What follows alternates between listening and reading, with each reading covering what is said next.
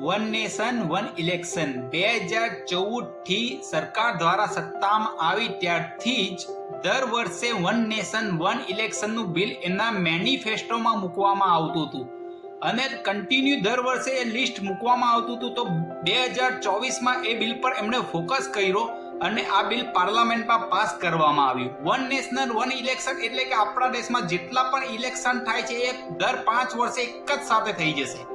એટલે કે કેન્દ્ર સરકારનું ઇલેક્શન એટલે કે લોકસભાની ચૂંટણી, રાજ્ય સરકારનું ઇલેક્શન એટલે કે એસેમ્બલીની ચૂંટણી, નીચલા લેવલનું ચૂંટણી એટલે કે ગ્રામ પંચાયતની ચૂંટણી. આ બધા બી ઇલેક્શન એક સાથે થશે દર 5 વર્ષે અને આ બધા ઇલેક્શન એક થશે અને મત આપીને જે પણ ચૂંટાઈને આવશે એ 5 વર્ષ સુધી કામ કરવાનું રહેશે. હવે આપણે વાત કરીએ વન નેશનલ અને વન ઇલેક્શન પછીનું આ રીઝન શું છે કે આ બધું એક સાથે કરવામાં આવશે તો આપણને શું ફાયદા થશે.